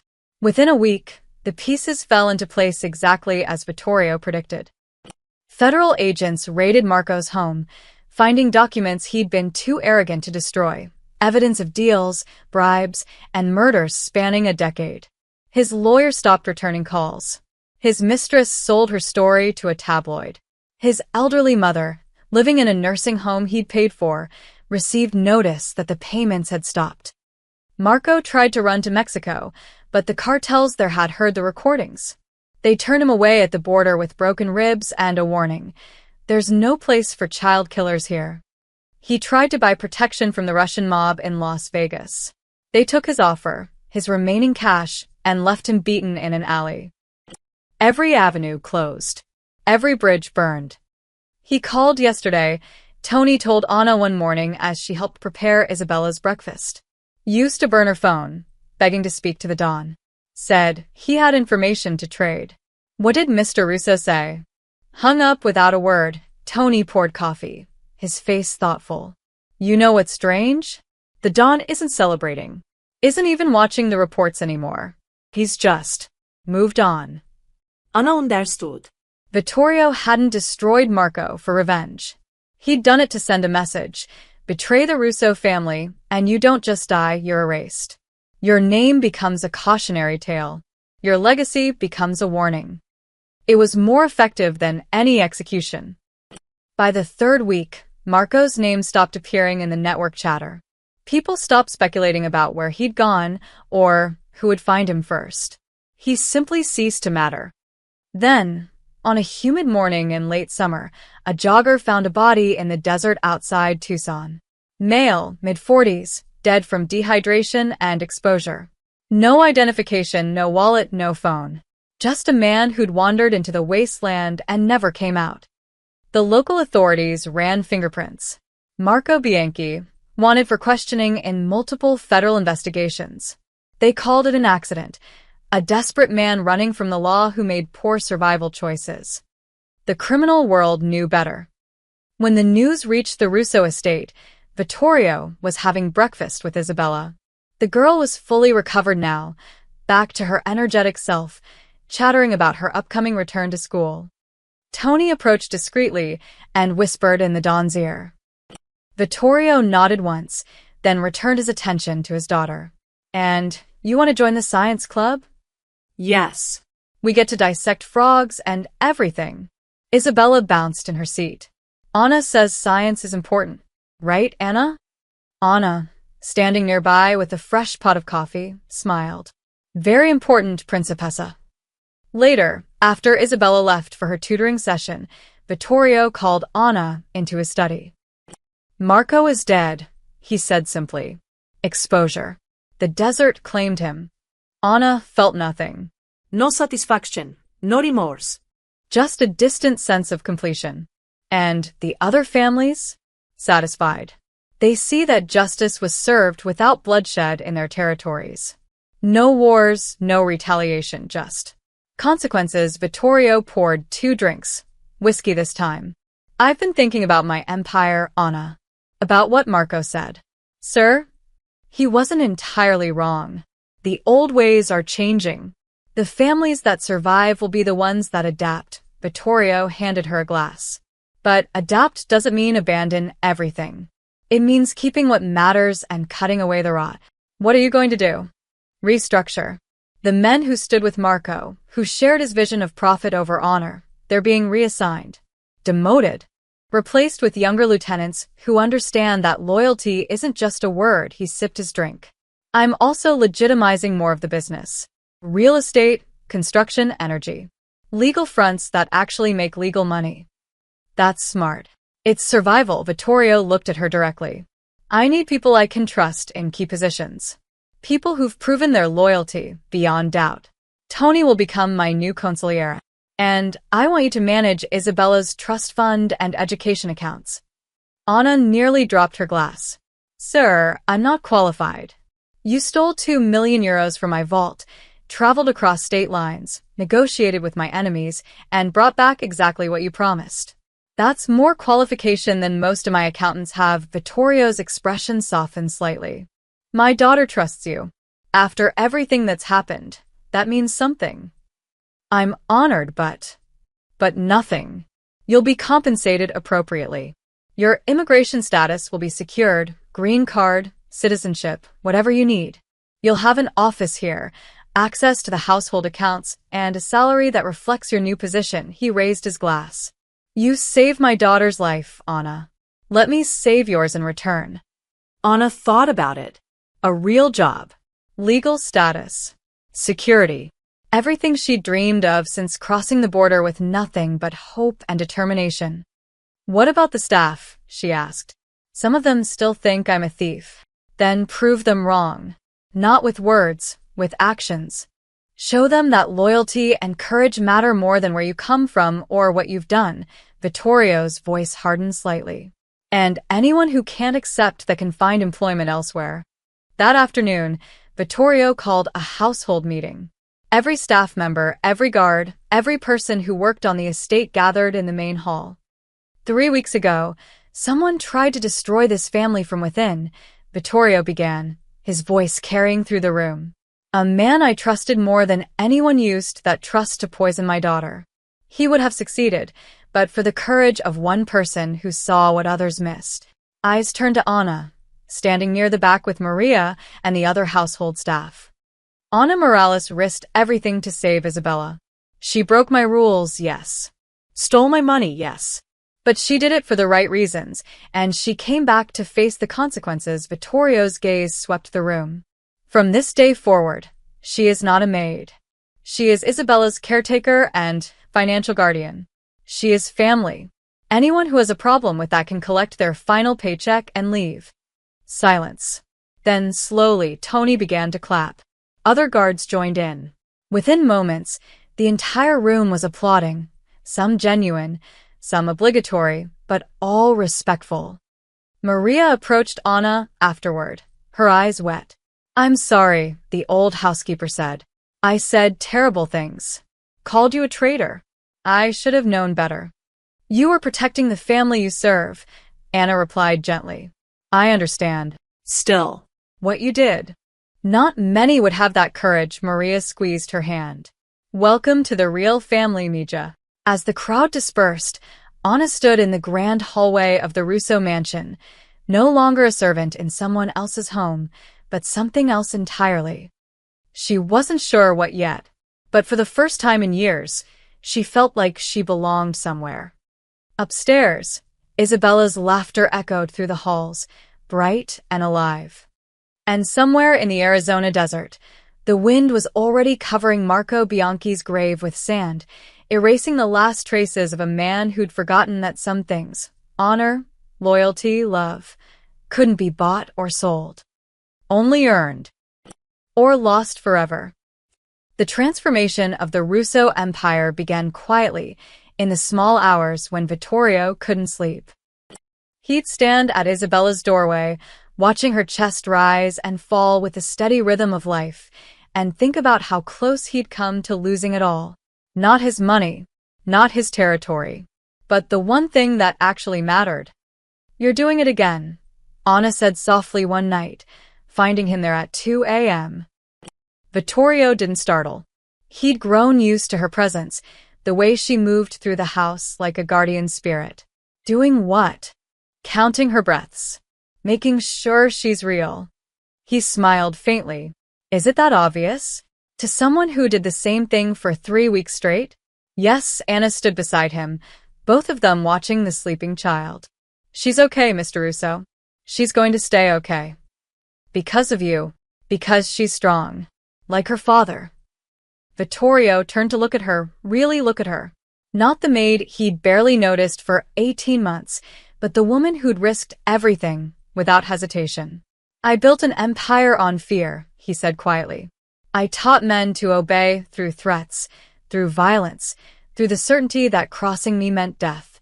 And I thought that was strength. It is one kind of strength. It's hollow." His voice carried a weight Anna had never heard before. "Marco feared me for 15 years. Obeyed me perfectly. Stood at my side through wars and negotiations. And the moment he saw an opportunity, he tried to murder my child. All that fear, all that power, it meant nothing." Anna chose her words carefully. "Fear makes people obey, but it doesn't make them loyal." No. "It doesn't." Vittorio's gaze returned to Isabella. "You know what you reminded me of? What I'd forgotten." "What?" "Trust." The word came out rough, like he was speaking a foreign language. "Real trust. The kind that doesn't need threats or chains. You trusted that I'd eventually see the truth about Marco. That saving Isabella mattered more than your own life. That's not fear. That's something else entirely. That's what people do for children, Mr. Russo. Any decent person would have. No, he cut her off gently. Most people would have looked the other way. Or gone to me with suspicions I would have ignored. Or taken the money and run. You did the only thing that could have worked, knowing it would probably get you killed, he paused. I spent years teaching men to fear me. You reminded me what trust can do. The words hung in the air between them, heavy with implication. Over the following weeks, the household noticed changes. Vittorio started eating breakfast with Isabella every morning instead of conducting business through dawn. He asked his guards about their families, remembered their children's names, attended their weddings. When a junior lieutenant made a costly mistake with a shipping route, instead of the expected brutal punishment, Vittorio sat him down and asked, "What did you learn?" The young man had stammered, confused, expecting violence. I learned to double-check coordinates, Don Russo. To verify routes personally rather than trusting secondary sources. Good. Don't make the same mistake twice, and that was it. No broken bones, no public humiliation. Just a lesson learned and a second chance given. The change rippled through the organization like a stone dropped in still water. The dawn's gone soft, some of the older guards muttered. That maid's gotten into his head. But Tony, now consigliere, shut down that talk immediately. The dawn's gone smart. There's a difference. Watch and learn. The real test came 6 weeks after Marco's death, when Vittorio's Council of Lieutenants gathered for their quarterly review. 8 men who controlled different aspects of the empire: shipping, real estate, enforcement, political connections. These were the old guard, men who'd served Vittorio for decades. Anna wasn't supposed to be there, but Vittorio had asked her to sit in, to observe, to learn how the empire actually functioned. Several lieutenants had objected. She's not family, Roberto Messina growled. She's got no business hearing our operations. She is family, Vittorio replied calmly. She saved my daughter. That makes her more family than blood relatives who've never lifted a finger for this organization.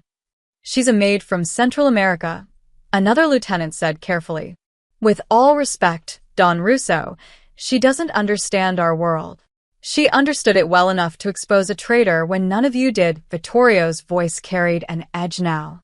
Anastais. Continue. The meeting proceeded with Anna sitting quietly in the corner, taking mental notes. She watched how these men interacted, the subtle power plays, the careful language, the unspoken hierarchies. Then Roberto brought up the labor situation at their construction sites. We've got union organizers sniffing around the downtown project, making noise about safety violations, worker treatment. I say we handle it the old way. Make an example, send a message. What does the old way mean? Vittorio asked. Roberto's shifted uncomfortably. Accidents happen on construction sites, Don Russo. A organizer takes a fall, the others get the hint.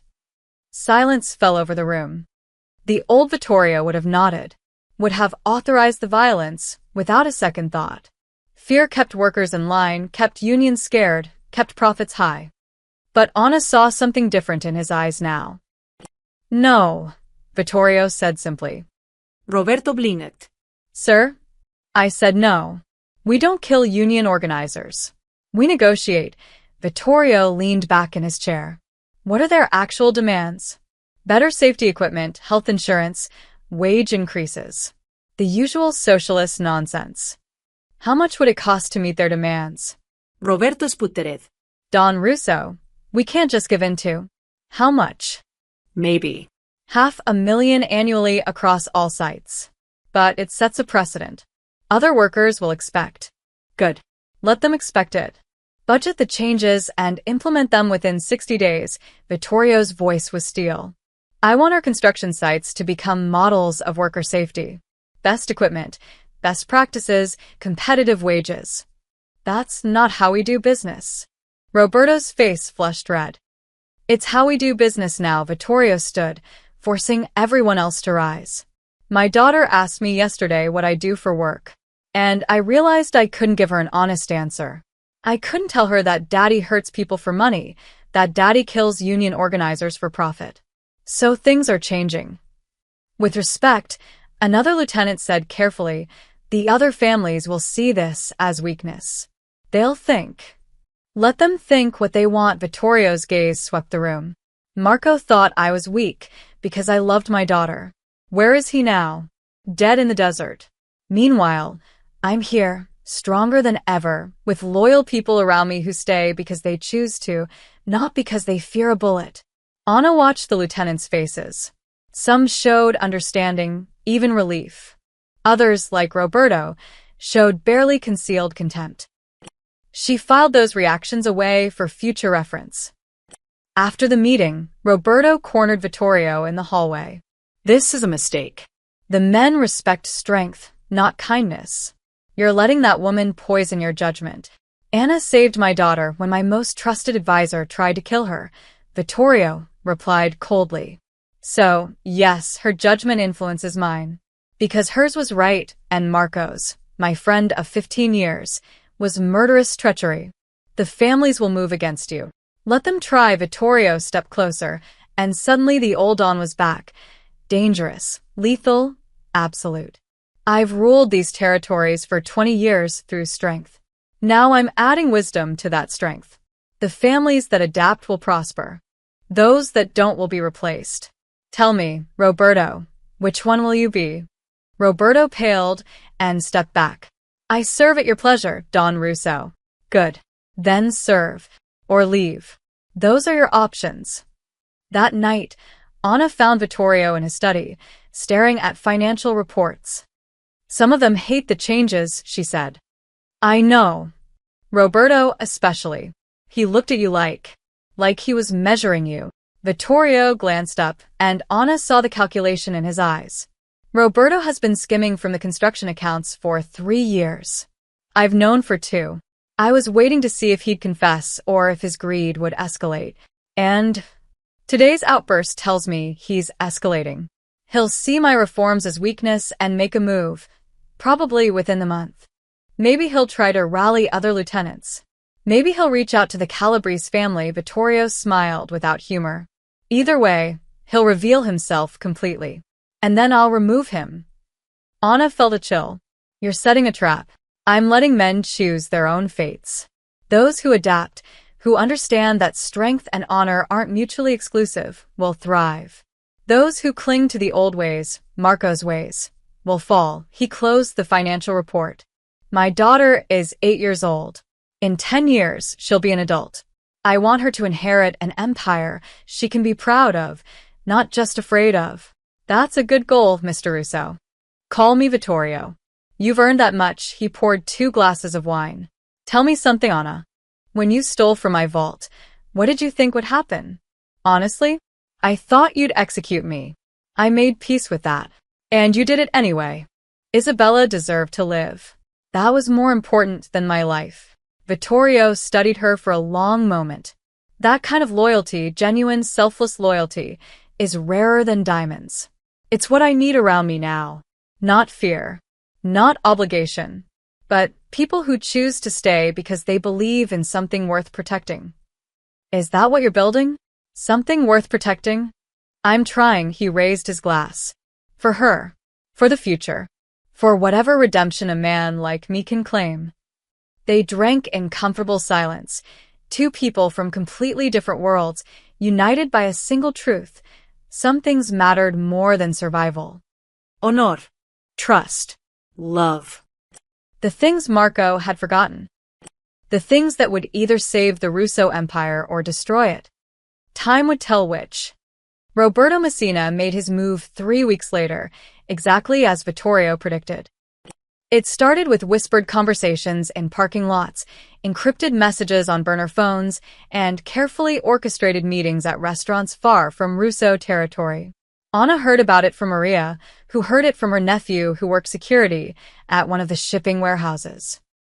They're calling it the Council of Tradition, Maria told Anna over morning coffee. 6 of the old lieutenants. They say the Don has lost his edge, that he's being controlled by you. Anna set down her cup carefully. Do they plan to move against him? I don't know the details. But my nephew says shipments have been rerouted. Money's moving through channels that bypass Tony's oversight. They're building something separate from the main organization. Anna found Vittorio in his study, reviewing surveillance reports. He didn't look surprised when she shared the information. Roberto, Vincent De Luca, Paul Santoro, Marcus Chin, the Fratelli brothers, he said, ticking off names. 6 lieutenants who've been with me for over a decade. They're moving product under the Morani flag now, or what's left of it after the Calabrese family carved up most of their territory. You already knew. Since the day after the council meeting. Tony's been tracking their communications, their financial movements, their meetings. Vittorio pulled up a map on his computer showing red dots scattered across 3 states. They're trying to establish an independent operation. When it's successful enough, they'll come to me with an ultimatum. Accept their terms or face a war. What are their terms? Return to the old ways. Remove you from the household. Stop the weakness of treating workers fairly and negotiating with authorities. Vittorio's voice was calm, almost amused.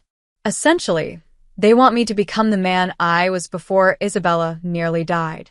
The man who would have let Marco's betrayal happen because I was too blind to see it. Anna sat down processing this. Why haven't you stopped them? Because stopping them too early shows my hand. I need them to commit fully, to invest their resources, to reveal all their connections, to show me exactly who in my organization is loyal and who isn't. He zoomed in on the map. Roberto's been siphoning money from construction. Vincent controls 3 shipping routes. Paul has political connections. Marcus runs our overseas manufacturing. The Fratellis handle enforcement in the Eastern Territories. Together, they represent about 40% of my operation. That's a significant threat. It's a cancer that needs to be removed surgically. Vittorio's eyes met hers. I'm going to let them build their rebellion completely. Let them think they're succeeding. And then I'm going to dismantle it piece by piece without firing a single shot. How? He smiled. The same way I dealt with Marco. Legally, strategically, and absolutely. Over the next 2 weeks, Anna watched Vittorio's plan unfold with the precision of a master chess player. First, he promoted younger lieutenants, men in their 30s who'd grown up in a different world, who understood that the old ways of violence and intimidation were becoming obsolete. He gave them small territories, minor responsibilities, and watched how they handled them. Most exceeded expectations. Second, he began legitimizing more of the empire's operations. The construction business became fully licensed and inspected. The shipping route started carrying legal cargo with proper documentation. The real estate holdings were restructured under transparent corporate entities. To Roberto and his council, it looked like Vittorio was dismantling his own power. They grew bolder. The Don's finishing the job himself, Roberto bragged at a meeting Anna later heard on the wiretap. By the time we make our move, there won't be anything left to fight over. He's turning the family into a legitimate business. Like we're some kind of corporation instead of an organization. What Roberto didn't see was the trap closing around him. Every shipment he rerouted was tracked. Every dollar he moved was documented. Every meeting he held was recorded. Vittorio was building a case, not for execution, but for exposure. The breakthrough came when Marcus Chan made a mistake. He'd been negotiating with a Chinese manufacturing syndicate to produce synthetic opioids, planning to move them through Vincent's shipping routes and distribute them through the Fratelli's territory. It was a massive operation, worth tens of millions, and it was completely illegal. Tony's team intercepted the communications. Everything, contracts, payment schedules, distribution networks, and most importantly, the names of every corrupt official who'd been bribed to look the other way. Vittorio photocopied every document and sent them to 3 people, the FBI, the DEA, and the Calabrese family. Why the Calabrese? Anna asked when she learned about it. Because they have a strict rule against synthetic opioids, they've lost too many of their own people to addiction. They'll see this as a violation of territorial agreements and handle Marcus personally. Vittorio's voice was cold. As for the federal agencies, they've been trying to crack down on synthetic drug manufacturing for years. I'm handing them a complete case with evidence, witnesses, and documentation. They'll move fast. And Roberto's construction accounts have been under IRS audit for a week. He doesn't know it yet. Vittorio pulled up financial records showing years of tax evasion, money laundering, and fraud. Anonymous tip from a concerned citizen. The kind of tip federal prosecutors love because it comes with bank records and paper trails. Within 72 hours, the dominoes began to fall. Marcus Chun was arrested at his home in a pre-dawn raid. Federal agents seized computers, phones, and boxes of documents. The news ran footage of him being led away in handcuffs, his face pale with shock. Vincent DeLuca's shipping containers were searched at the port. Inside, agents found not just illegal goods, but evidence of customs fraud spanning 3 years. His business licenses were revoked, his assets frozen pending investigation. Paul Santoro's political connections evaporated when leaked emails showed him bribing state senators and judges. The politicians he'd bought scrambled to distance themselves, cooperating with investigators to save their own careers. The Fratelli brothers simply disappeared. Word on the street was they'd tried to negotiate with the Calabrese family, offering territory in exchange for protection. The Calabrese sent back their ears with a message: "We don't negotiate with dealers who poison neighborhoods." And Roberto Messina received notice that the IRS was freezing all his accounts pending a full audit of 15 years of tax returns. His lawyers told him he was facing 20 to 30 years in federal prison for tax evasion, money laundering, and racketeering. Not one of them was killed. Not one drop of blood was spilled. But their lives, their empires, their futures, all destroyed with nothing more than documentation and phone calls. The remaining lieutenants got the message loud and clear. At the next council meeting, only 4 of the original 8 lieutenants remained. The others had been replaced by younger men who looked at Vittorio with something between awe and terror. The old guard made a choice, Vittorio said simply, addressing the room. They chose greed over loyalty, independence over family, the past over the future. Now they're gone. Not because I killed them, but because their own actions destroyed them. That's the new rule. I don't punish disloyalty with bullets. I punish it with consequences. He let that sink in before continuing. Some of you are wondering if you're next. If you've made mistakes that will catch up with you. Here's my answer. If you made mistakes in the old ways, under the old system, you have 30 days to confess and make restitution. Come clean, fix what you broke, and you'll continue in your position. But if you hide it, if you wait for me to find it, you'll end up like Roberto, bankrupt, imprisoned, and forgotten. The room was silent. This organization is changing, Vittorio said. We're becoming something stronger, something sustainable, something that won't crumble the moment a traitor sees an opportunity. Those who can adapt will thrive. Those who can't will be replaced. It's that simple. After the meeting, one of the young lieutenants, a man named David Torres who ran the southern shipping routes, approached Vittorio privately. Don Russo, I need to confess something. Vittorio gestured for him to continue. I've been taking a percentage off the top of fuel costs. Only 2%, but over 3 years, it's about $40,000. I justified it as compensation for the risk I take running those routes.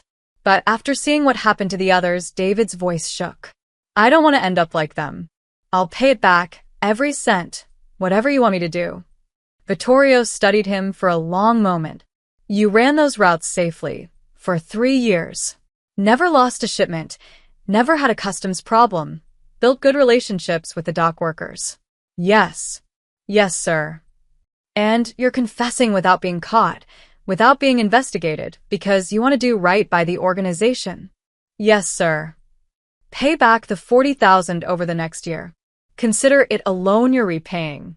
And David, Vittorio's voice softened slightly. Thank you for your honesty. That's what I need now. Not perfection, but integrity. David left looking relieved, and Anna understood what Vittorio was doing. He wasn't just removing traitors. He was rebuilding the organization's culture from the ground up. Fear was being replaced by accountability. Violence was being replaced by consequence. The old way was dying, and something new, something potentially more powerful, was being born. Will it work? Anna asked later that evening. Vittorio looked out over his estate, where lights twinkled in the twilight. I don't know, but it's what Isabella needs to inherit.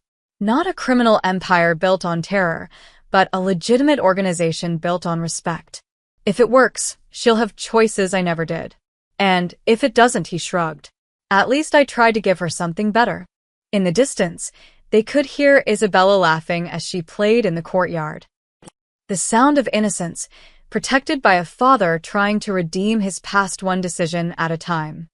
The Morani Empire had been fracturing since Marco's death, but it still held significant power across Arizona and Nevada. Vincent Moranti's younger brother, Dario, had taken control after the initial chaos, and he was smarter than his predecessor, cautious, calculating, and determined to rebuild what his family had lost. But Dario didn't know about the folder. The folder Anna had carried back from Phoenix contained more than just the antidote formula. It held synthesis notes, supplier lists, distribution channels, and most crucially, the names of every corrupt official, law enforcement officer, and politician the Morantis had on their payroll. Marco had bought comprehensive documentation, planning to use it as leverage. Instead, it became the blueprint for the Morantis' destruction. They think they're recovering, Tony said, spreading surveillance photos across Vittorio's desk. Dario's been aggressive, absorbing smaller operations, renegotiating old deals, even trying to push into our southern territories again. Let him think he's succeeding, Vittorio replied, studying the photos. How long until the federal task force is ready? 2 weeks. They're building cases against 15 Morani associates based on the information you provided. But they want more. They want the entire organization, not just street-level dealers. Vittorio smiled. Then let's give them everything. The plan was elegant in its simplicity. Rather than wage a violent war that would draw attention and casualties, Vittorio would use the Morantis' own corruption against them, while simultaneously positioning himself to absorb their legitimate business interests. Phase 1 began with the suppliers. Anna had documented every chemical company, shipping contractor, and manufacturing facility the Morantis used. Vittorio's team approached each one quietly, offering better terms, cleaner documentation, and the promise of protection from federal scrutiny. Most switched allegiances within days. Those who didn't receive anonymous tips that the DEA was investigating their clients. They switched after that. Suddenly, the Moranis couldn't get the supplies they needed. Shipments were delayed, prices doubled, and quality became inconsistent. Their product suffered, their reputation declined, and their customers started looking elsewhere. Dario's scrambling, Tony reported after 2 weeks. He's trying to find new suppliers, but everyone's either working with us or too scared to touch Moranti business. His distribution network is falling apart. Good. Move to Phase 2-inch. Phase 2 targeted their money. The Morantis laundered profits through dozens of businesses, restaurants, car washes, laundromats, legitimate chemical companies. Anna's folder had identified them all. Vittorio didn't attack these businesses directly. Instead, he fed information to the IRS, the State Tax Board, and financial crimes investigators. Audits began simultaneously across 3 states. Bank accounts were frozen pending investigation. Business licenses were suspended. The Moranis found themselves drowning in legal paperwork, unable to access their own money while lawyers billed them thousands per hour. They're liquidating assets, Tony said, showing financial reports. Selling properties at a loss, borrowing from loan sharks, even pawning personal items. Dario's bleeding money trying to keep the organization afloat. How long before he breaks?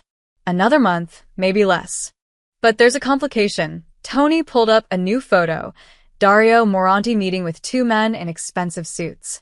He's reaching out to the Sinaloa cartel, trying to negotiate a partnership, offering them access to his distribution routes in exchange for product and protection. Vittorio's expression darkened. That would give Sinaloa a foothold in our territory. Exactly. If they accept, we're looking at a real war. The kind with bodies and headlines. Anna, who'd been listening from her usual corner, spoke up. What if they don't accept? Both men turned to look at her. What if Sinaloa thinks Dario is more trouble than he's worth? She continued. What if they see the Morani organization as weak, compromised, and under federal investigation? Vittorio's eyes lit up. They'd refuse the partnership and possibly eliminate Dario as a liability. Go on. The folder has documentation of every deal the Morantes made, including 3 transactions with a Sinaloa lieutenant that violated cartel policy. They sold synthetic compounds to rival organizations in Sinaloa territory. Anna pulled out her phone, showing notes she'd kept. If Sinaloa leadership found out their own lieutenant was dealing with the Moranis behind their backs, dealing in products they specifically forbid, they'd handle it internally, Tony finished, understanding dawning. And they'd see Dario as the source of the problem. Exactly. We don't tell Sinaloa about Dario's proposal. We tell them about the violations their lieutenant committed with Moranti cooperation. We let them connect the dots themselves. Vittorio laughed, genuine, appreciative lauter. You're learning. Tony, make it happen. Anonymous package to Sinaloa leadership. Documentation, evidence, dates, everything. Let them clean their own house. Phase 3 was the most delicate, law enforcement.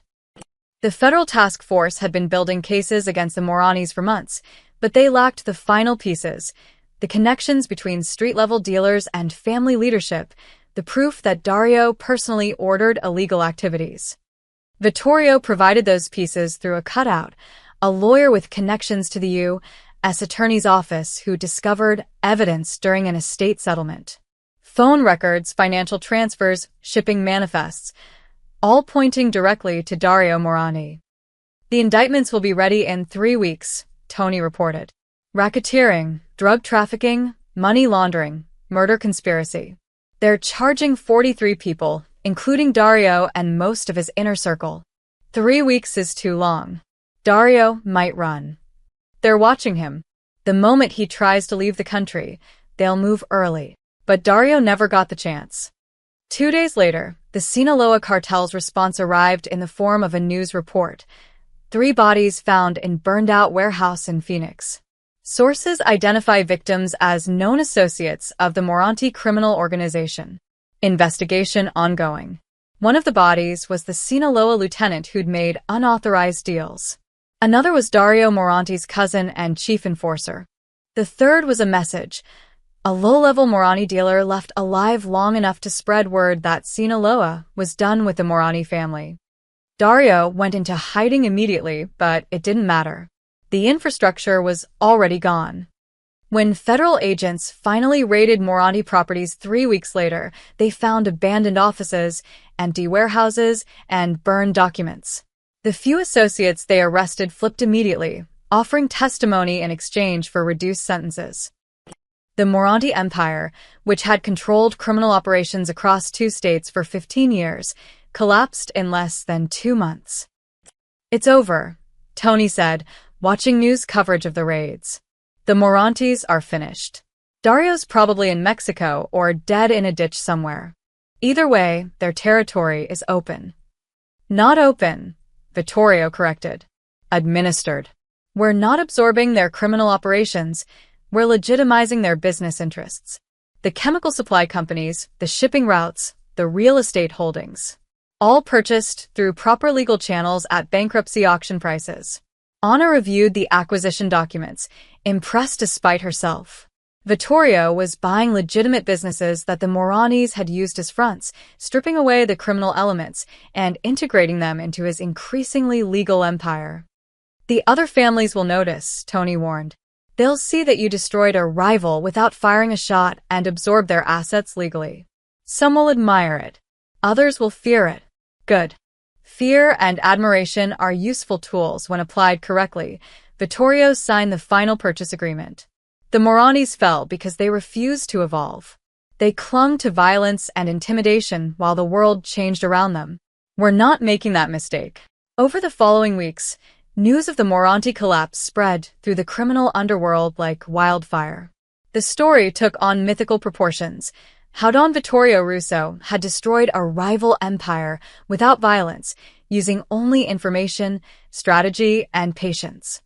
Some families sent congratulations. Others sent subtle threats. A few reached out to negotiate new territorial agreements, recognizing that the balance of power had shifted dramatically. But the most significant response came from Chicago, from the Commission, the loose confederation of family bosses who maintained order among the major criminal organizations. They invited Vittorio to a summit. "They want to understand what happened," Tony said, reading the formal invitation, "and probably warn you not to do it again. The other bosses are nervous. You've shown them that their organizations are vulnerable in ways they never considered." Vittorio studied the invitation. "When?" "2 weeks. Chicago. All the major families will be there." "I'll go." But not alone. Vittorio looked at Anna. "You're coming with me." Anna's eyes widened. "Sir, I'm not. You're the architect of this strategy. You identified the Morani weakness, suggested the Sinaloa approach, and helped document everything. The Commission should hear from you directly." He smiled slightly. "Besides, it's time the old bosses met the woman who outsmarted Marco Bianchi and dismantled the Morantes. Let them see what the new world looks like." Tony grinned. "They're going to lose their minds when you walk in with her." "Good," Vittorio said. "Fear and admiration, Tony. Fear and admiration." In the courtyard, Isabella was practicing piano, the notes drifting through the open windows. Somewhere in the desert, the Morani Empire was being bulldozed and paved over. And in Chicago, old men in dark rooms were beginning to realize that the rules had changed. The question was whether they'd adapt or follow the Morantes into oblivion. Vittorio Russo was betting on the latter. And so far, he hadn't lost a bet. The Commission meeting took place in a private room at a historic Chicago steakhouse, the kind of establishment where deals had been made and fates decided for generations. 8 family bosses sat around a circular table, their faces ranging from curious to openly hostile. Vittorio entered with Anna at his side, and Tony one step behind. The effect was immediate. Conversations stopped mid-sentence, eyes widened, and the oldest boss, Giovanni Calabrese, actually laughed. "Vittorio, you bring a woman to commission business? Have you lost your mind along with your consigliera?" "This woman saved my daughter's life and helped dismantle the Morani organization," Vittorio replied calmly, pulling out a chair for Anna. "She has more strategic insight than most men in this room. She stays." The bosses exchanged glances. Some looked offended. Others looked intrigued. "Let's get to business," said Richard Chen, who ran operations in San Francisco. "You destroyed the Morantes without our approval, without territorial consultation, and without traditional methods. You've upset the balance." "The Moranis tried to kill my daughter," Vittorio said flatly. "They supplied the poison through Marco Bianchi. I responded appropriately. By sicking the feds on them? By turning their own suppliers against them?" Vincent Calabrese, Giovanni's son, leaned forward. "You weaponized law enforcement, Vittorio. That's not how we operate. That's a line we don't cross." "I crossed no line. I simply provided information about criminal activity to the appropriate authorities. What they chose to do with that information was their business." Vittorio's voice remained calm. "Or would you prefer I started a war? Bodies in the streets? Federal attention on all of us." "We prefer you follow protocol," said James Sullivan, the Boston boss. "You consult the Commission before major moves. You don't unilaterally destroy organizations that have stood for decades." Anna spoke up, her voice clear and steady. "The Morantes poisoned an 8-year-old child. What protocol covers that?" The room went silent. Several bosses shifted uncomfortably. "The Moranis didn't know she was a child," Richard Chen said carefully. "Marco Bianchi lied to them. Said it was a rival boss. When they found out the truth, they still supplied the poison," Anna interrupted. "They still created a compound designed to kill slowly and painfully. They still profited from attempted murder. Mr. Russo gave them every opportunity to cooperate, to make amends. They chose to rebuild their operation and push into his territory instead. So he removed them. Completely. Efficiently. Without starting a war that would have drawn attention to all of you." Giovanni Calabrese studied Anna with sharp eyes. You speak boldly for someone who was a maid 6 months ago. I speak truthfully, Mr. Calabrese. Something Marco Bianchi stopped doing years ago, and look where it got him. Dead in a desert because he betrayed the man he swore to serve. Anna met his gaze without flinching. The old ways are dying. You can either adapt or wait for someone to dismantle you the same way Mr. Russo dismantled the Morantes. Is that a threat? Vincent Calabrese's hand moved toward his jacket. It's an observation, Vittorio said coldly. Put your hand on the table, Vincent. We're here to talk, not to threaten. Vincent slowly complied, but his eyes burned with anger. The woman has a point, said Thomas Giordano, the quiet boss from Detroit. The Morantes operated for 15 years using violence and intimidation. Vittorio destroyed them in 2 months using information and strategy. Which approach is more dangerous to law enforcement? Which one draws less attention to our operations? It sets a precedent, James Sullivan argued. If we start using federal agencies as weapons against each other, it's only a matter of time before those agencies turn on all of us. They're already turning on us, Vittorio said. RICO statutes, financial surveillance, coordinated task forces. The government has been weaponizing law enforcement against organized crime for decades. I simply used the same tools they've been using against us. The difference is I controlled when and where they struck. I gave them the Morantes, and in doing so, took pressure off everyone else at this table. Richard Chin frowned. What do you mean? The federal task force was building cases against multiple organizations. The Morantes were their primary target, but they had preliminary investigations into operations in San Francisco, Boston, and New York. Vittorio pulled out a folder, not Anna's original, but a summary document. I accelerated their Moranti timeline and gave them such a complete case that they closed the other investigations. You're welcome. The bosses passed the folder around, reading with growing astonishment. How did you get this? Giovanni demanded. I have a lawyer with connections. He receives information and shares it appropriately. The point is, by giving the feds the Morantes, I protected the rest of us. They got their headlines, their arrests, their convictions. And we got breathing room. Thomas Giordano nodded slowly. So, this wasn't just about revenge for your daughter. It was strategic positioning. Everything is strategic, Vittorio replied. My daughter's safety is paramount, yes. But protecting this organization, these territories, and by extension the stability of our entire network? That's equally important. The Morantes were a threat to all of that. They had to go. The room fell into contemplative silence. Finally, Giovanni Calabrese spoke. You've made your point, Vittorio. The Moranti situation is acceptable. But understand this. You don't make unilateral decisions of this magnitude again without consulting the Commission. And you certainly don't weaponize federal agencies without our knowledge. Are we clear? Crystal clear, Vittorio said. As long as you understand that if someone tries to harm my family again, I will respond with whatever tools are necessary. With or without permission. The threat hung in the air, unmistakable and absolute. Your daughter, Giovanni said after a moment. How is she? Fully recovered. Back in school, happy, healthy. Thanks to Anna. Giovanni's eyes shifted to Anna, reassessing. You're Honduran? Yes, sir. And you stole 2 million euros from the Don's vault, negotiated with the Morantes, and brought back an antidote that saved his daughter's life. Yes, sir. Then you went on to help dismantle an entire criminal organization using strategy and information rather than violence. I provided suggestions. Mr. Russo executed the plan. Giovanni laughed, a real, genuine laugh that transformed his lined face. Vittorio, you magnificent bastard. You found someone who thinks like you, but isn't afraid to tell you the truth. That's rarer than gold.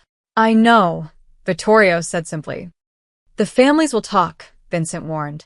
They'll say you're soft, controlled by a woman, that you've lost your edge. Let them talk, Vittorio replied.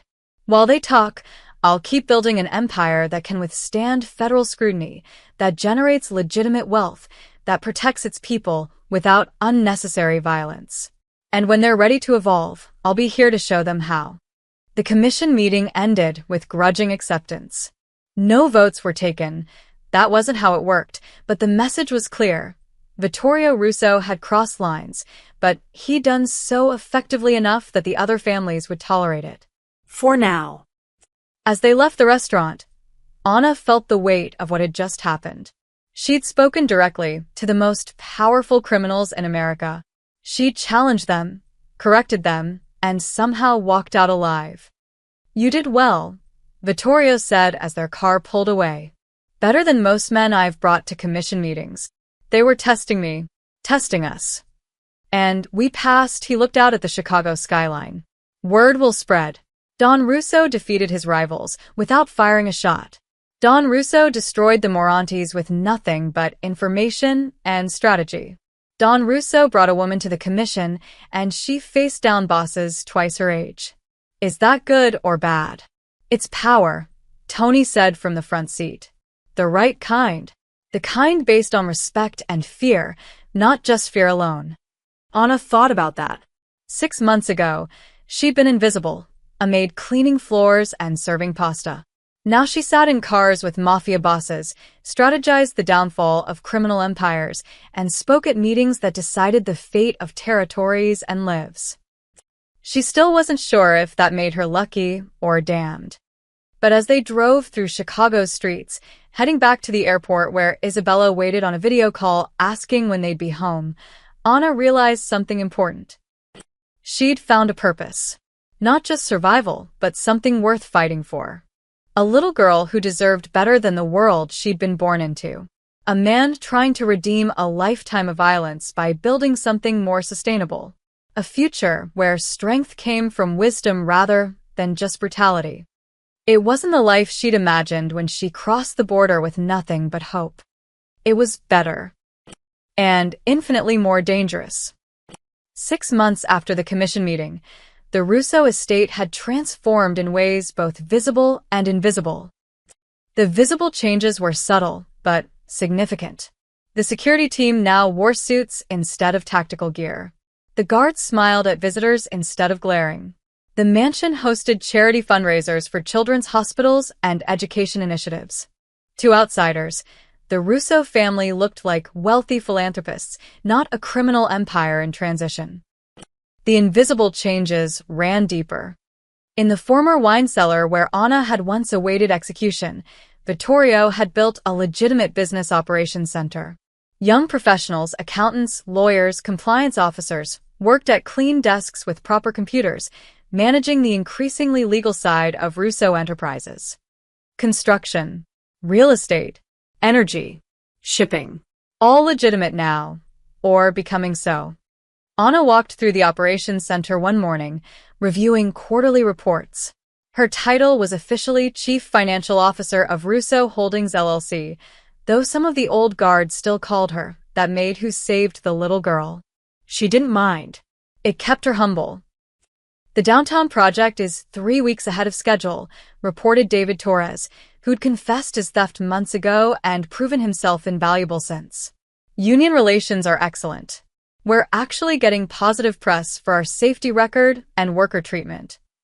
That's because we're actually treating them well, Anna said, signing off on bonus payments for the construction crews. Novel concept. David grinned. The other developers hate us. We're making them look bad. Good. Competition drives improvement. Anna moved to the next report. What about the energy contracts? Signed. We're now the primary supplier for 3 school districts and 2 hospitals. All above board, all properly bid, all profitable, David hesitated. Some of the old lieutenants are grumbling. They say we're making less money than we used to. We're making cleaner money. That's worth more in the long run. Anna looked up. Any specific complaints I should know about? Just the usual. Things were better in the old days, the dawn's gone soft, that kind of talk. Let me know if it escalates beyond talk. Upstairs, Vittorio was having breakfast with Isabella, now 9 years old and thriving. The girl had grown 3 inches, lost 2 teeth, and developed an obsession with marine biology. Daddy, did you know octopuses have 3 hearts? 3. And they can change color in milliseconds.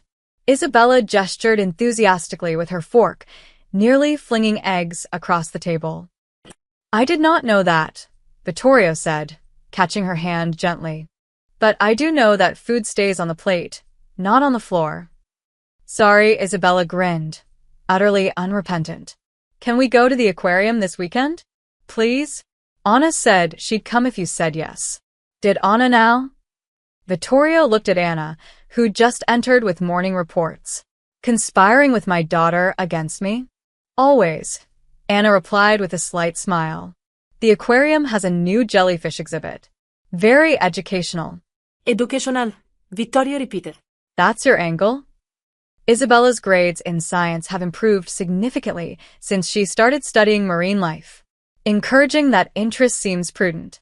Isabella bounced in her seat. See? Anna gets it. Education is important. You're always saying that. Vittorio looked between them, his daughter's hopeful face and Anna's carefully neutral expression, and surrendered. Fine. Saturday afternoon. But we bring security. Not the scary guards, Isabella bargained. The nice ones who don't stare at everyone like they're enemies. Deal. After Isabella left for her tutoring session, Vittorio reviewed the reports Anna had brought. His expression grew progressively more satisfied. Legitimate revenue is up 40% from last year, he noted. Our construction division won 3 government contracts. The shipping operations are profitable and fully audited. Even accounting for the operations we've shut down, we're making more money legally than we ever did through crime. Crime has high overhead, Anna observed. Bribes, lawyers, bail, medical expenses for injured associates, payments to families of men who get arrested or killed. When you factor all that in, legitimate business is often more profitable. Just less dramatic. Vittorio laughed. You sound like a business school textbook. I've been reading business school textbooks. Someone has to understand modern corporate finance if we're going to keep this transition working. She pulled out another document. Speaking of which, 3 younger lieutenants have asked about profit-sharing programs and retirement plans. Retirement plans? For our people? Why not? Legitimate businesses offer them. If we're transitioning to legitimate operations, our people should have legitimate benefits. It builds loyalty. People who know they have a secure future are less likely to steal or betray. Vittorio considered this. Marco never asked about retirement. He only cared about immediate power. Marco thought short-term. We're building long-term. Anna sat down across from him. Your daughter will be an adult in 9 years. What do you want her to inherit? A criminal empire constantly under threat, or a legitimate business empire that can last generations? You know the answer to that. Then we keep moving forward. Yes, some of the old guard complains. Yes, we're making enemies among families that refuse to evolve. But we're also building something sustainable. Something Isabella can be proud of. Vittorio nodded slowly. What about you, Anna? What do you want from all this? The question caught her off guard. Sir, you've gone from maid to CFO in 6 months. You've helped restructure an empire, face down the commission, and become essential to this family's future. What's your endgame? What do you want? Anna thought carefully before answering. I want Isabella to go to college without fear. I want her to choose any career she wants without being haunted by her father's past. I want her to introduce herself as Isabella Russo without people immediately thinking, Mafia princess, that's what I want. And for yourself. To know I helped make that possible, Anna's voice was quiet but firm. I didn't have choices growing up. My family fled violence. My mother died because we couldn't afford healthcare. My father was killed for being in the wrong place at the wrong time. I survived by being invisible, by accepting whatever scraps life offered. But Isabella? She deserves every choice in the world. If I can help give her that, then my life means something. Vittorio studied her for a long moment. You're a remarkable woman, Anna Morales. I'm a practical woman who got lucky. No. Luck is winning a lottery. What you did, Seeing through Marco, saving Isabella, helping rebuild this organization. That's not luck. That's character. He stood, walking to the window that overlooked the estate. I've been thinking about succession planning. Anna's heart skipped. Sir? Not immediately. I'm not dying, not retiring yet. But eventually, this empire will need new leadership. Tony's excellent as consigliere, but he's not built to be the Don. He knows it, I know it. The younger lieutenants are capable but inexperienced. And Isabella, he trailed off. Isabella should have choices, Anna said firmly. Not obligations. Exactly. Which is why I'm establishing a trust structure. Professional managers will run the legitimate businesses. A board of directors will make major decisions. Isabella will have ownership but not operational responsibility unless she chooses it. And that board, he turned to face her. I want you to chair it. Anna's mouth went dry. You want me to run your empire? I want you to steward it, to guide it, to ensure that when I'm gone, everything we've built continues. Vittorio's voice was serious. You're not Italian. You're not from this world. You have no family connections or traditional power base. But you have something more valuable. You see clearly. You make decisions based on what's right, not what's traditional. And most importantly, you care about Isabella's future as much as I do. The families would never accept. The families are already accepting it. You sit in meetings. You make recommendations. You've proven yourself more capable than most men who've been in this life for decades. He moved closer. I'm not asking you to become a mob boss, Anna. I'm asking you to be what you already are, a guardian. Someone who protects what matters. Anna felt the weight of what he was offering. Not just power, but responsibility. Not just position, but purpose. I need time to think about this, she said finally. Take all the time you need. But know this. Whether you accept or not, you're already family. That doesn't change. That evening, Anna found herself in the courtyard where Isabella often played. The girl was there now, reading a book about dolphins, her face peaceful in the fading sunlight. Maria joined her, carrying 2 cups of tea. She looks happy. She's happy, Anna agreed. That's all that matters. The Don told me about his succession plans.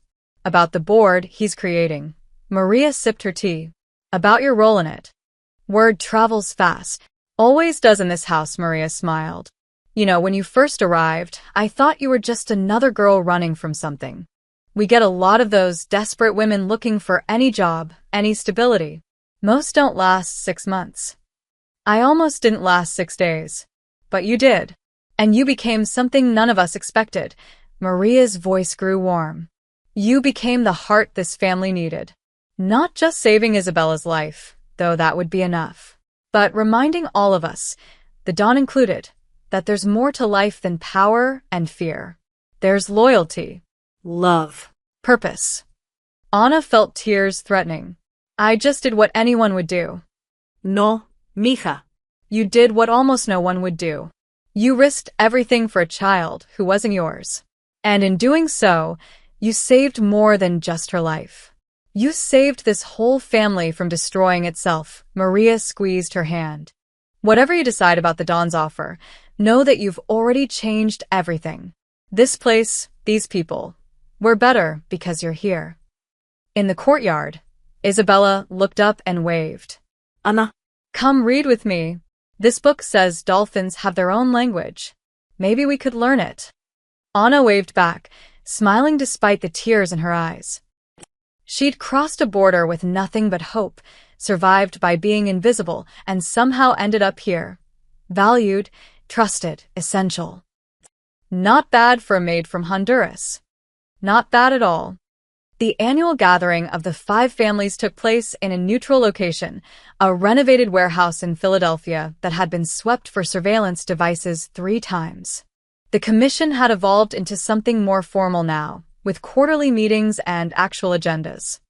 Vittorio arrived with his usual entourage, Tony for security personnel and Anna. The other bosses noticed her immediately. Some nodded in acknowledgement. Others exchanged knowing glances. Giovanni Calabrese actually stood to greet her. Ms. Morales. Good to see you again. Mr. Calabrese. Thank you.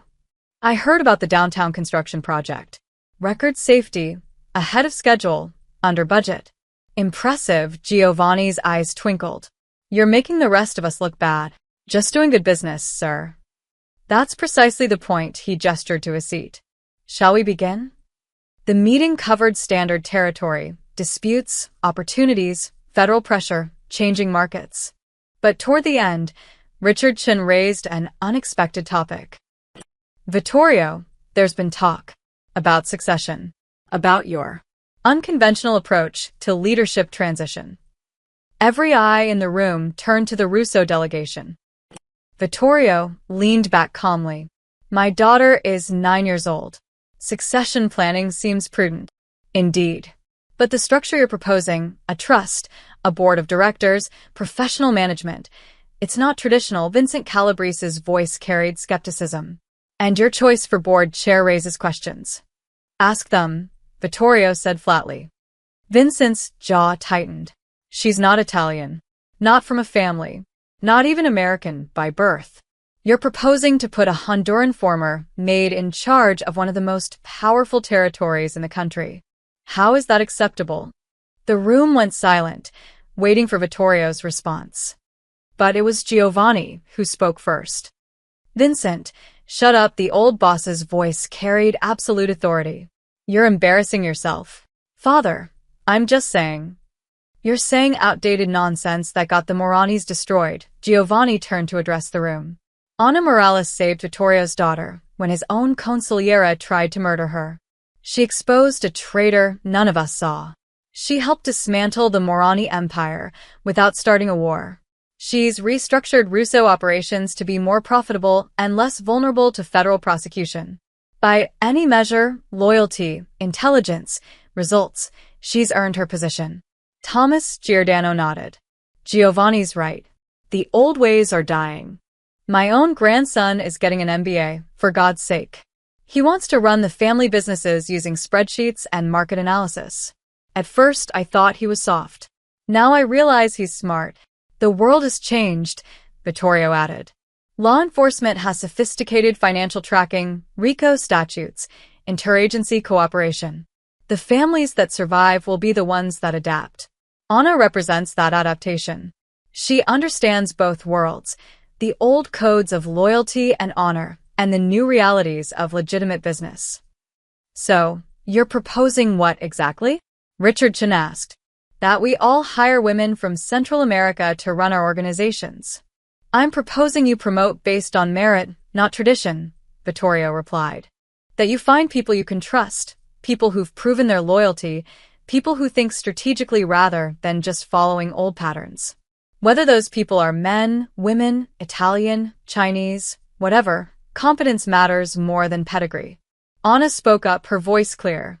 Gentlemen, I'm not here to threaten your traditions or change your families. I'm here because Isabella Russo deserves a future where her father's past doesn't define her present. Mr. Russo is building something sustainable, something his daughter can inherit with pride rather than fear. If that approach works, others may follow. If it doesn't, that's our problem, not yours. James Sullivan, who'd been quiet throughout, finally spoke. You really think you can transition completely? Leave the old business behind. We already are, Vittorio said. Legitimate revenue exceeds criminal revenue by 3-1. Within 5 years, we'll be completely clean. Our territories will remain ours through economic influence rather than violence. Our people will have benefits, retirement plans, legal protections. And Isabella will inherit a business empire, not a criminal 1-inch. And if the other families don't adapt, Vincent challenged. If we stay traditional while you go legitimate, then we coexist peacefully, Vittorio said. I'm not trying to change your operations. I'm changing mine. But understand this, my family tried to poison Isabella once. If anyone threatens her again from any family, for any reason, I will respond with every resource at my disposal, legal or otherwise. That's not negotiable. The threat was clear, unmistakable, and backed by the proof of what he'd done to the Morantes. Giovanni broke the tense silence. I propose we accept Vittorio's succession structure and recognize Ana Morales as legitimate leadership within the Russo organization. All in favor? For hands rose. Vincent abstained, but didn't oppose. Motion passes. Vittorio, Ms. Morales, you have the commission's recognition. Use it wisely. Later that evening, back at the mansion, Anna found Isabella in the library doing homework. The girl looked up, excited. Anna. I got an A on my science project. Mrs. Patterson said it was the best presentation she'd seen in 10 years. That's wonderful, Principessa. I'm so proud of you. Daddy says when I turn 18, I can decide what to do with the family business. That I don't have to run it if I don't want to. Isabella's face grew serious beyond her years. He says you'll make sure I have choices. Always. Every choice in the world. Good. Because I think I want to be a marine biologist. Or maybe a veterinarian. I haven't decided yet, Isabella grinned. But definitely something with animals. They're easier than people. Anna laughed. They certainly are. That night, Anna stood in the old vault, now converted to a secure records room. The space where she'd once stolen €2 million to save a dying child now held legal documents, corporate filings, and trust agreements. Vittorio joined her, holding a small plaque. He mounted it on the wall where the cash had once been stacked. The plaque read, ANA 1-0-4. The new vault code, he explained. Anna, October 4th. The day you saved my daughter. The day everything changed. You're making me cry again, Anna said, wiping her eyes. Good tears this time, he smiled. You stole from me once. Now I'm trusting you with everything. My business, my legacy, my daughter's future. That's not a burden I give lightly. I know. I'll honor that trust. You already have. They stood in comfortable silence, two people from completely different worlds who'd found common purpose, protecting a child, building a future, proving that loyalty mattered more than bloodline. Upstairs, Isabella's laughter echoed through the halls as she played with the estate dogs. The sound of innocence, preserved by a father's love and a maid's courage.